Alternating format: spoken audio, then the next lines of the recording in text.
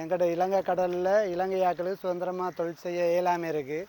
காரணம் என்னென்னா ஒவ்வொன்றுக்கும் தனித்தனி பாஸ் கேட்குறாங்க. நண்டுக்கு ஒரு பாஸ், அட்டைக்கு ஒரு பாஸ், அது எல்லாத்துக்குமே தனித்தனி பாஸ் கேட்குறாங்க. ஆனால் இந்திய மீனவர்களுக்கு எந்த விதமான பாஸும் கிடையாது, எந்த விதமான கட்டுப்பாடும் கிடையாது. அவங்க எங்களை வளத்தை அழிச்சிட்டு போகிறாங்க.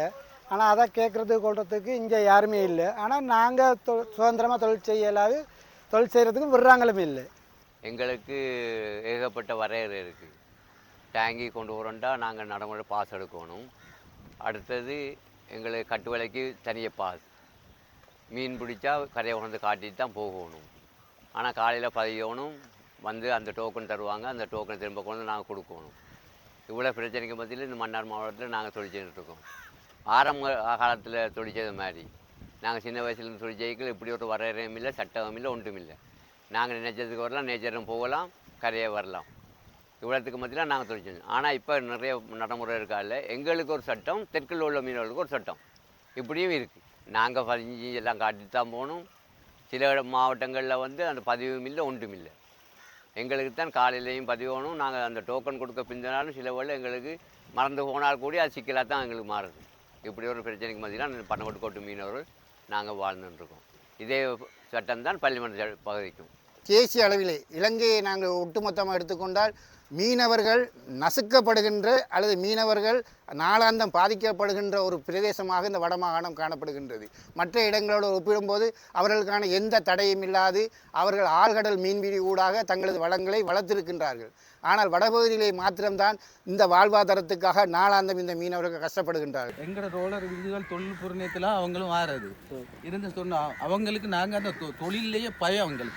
அவங்களோட போட்டுக்கும் எங்களோட போட்டுக்கும் சரியான வித்தியாசம். சரியா என்னன்னு சொன்னால் அவங்களோட போட்டுக்கு வந்தால் நாங்கள் ஒதுங்கி போக முடியா, அவங்க ஒதுங்கி போகிறதில்ல, நாங்களாக ஒதுங்கி போகணும். சரியா என்னன்னு சொன்னால் அந்த பெரிய போட்டு இருக்கப்ப எங்களோட ஒரு மடிக்கு அவங்களோட எங்களோட ஒரு மடி போட்டால் அவங்க 4 மடி மாதிரி போட்டு இழுத்துட்டு வராங்க, உள்ள முழுக்க அரிச்சிட்டு போயிடுறாங்க. சரியா அடுத்த நாள் போனால் தொழில்பாடு இல்லை.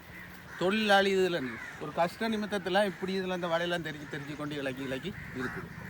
இந்திய மீனவருக்கு இதுவரையிலையும் எந்த விதமானதும் இல்லை. அவங்க வராங்க, சுதந்திரமாக மீனை பிடிக்கிறாங்க, அவங்கவுங்க மீனை பிடிச்சி கொண்டு போயிடுறாங்க.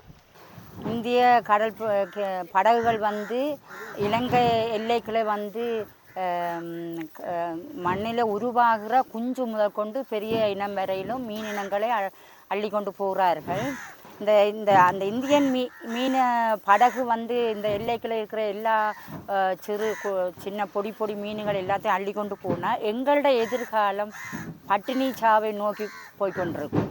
அவர்களை அவங்களோட எல்லைக்குள்ளே தொழில் செய்கிறதுக்கு அனுமதிச்சா சரி, எங்களோட எல்லைக்குள்ளே தொழில் செய்கிறதுக்கு அனுமதிக்க கூடாது. அதான் எங்களோட கொள்கை. நாங்கள் எதிர்பார்ப்பது அடிக்கடி இந்தியாவில் வருகின்ற இழுவை படகுகளால் நாங்கள் படும் துன்பத்தை தீர்ப்பதற்கு முழுமையான கட்டமைப்பாக வாக்குறுதியாக அவர்கள் வெளிப்படுத்தும் விடயத்தை நாங்கள் உற்று நோக்குகின்றோம். இங்கு கைது செய்யப்படுகின்ற ஒரு படகுதான் ஆயிரக்கணக்கான படகுகள் வந்து செல்கின்றன. எனவே கடமைக்காக அல்லது மீனவர்களின் கோபத்தை தணிப்பதற்காக ஒரு படகை கைது செய்து இது நியாயப்படுத்த யார் முனைந்தாலும் அது தவறு.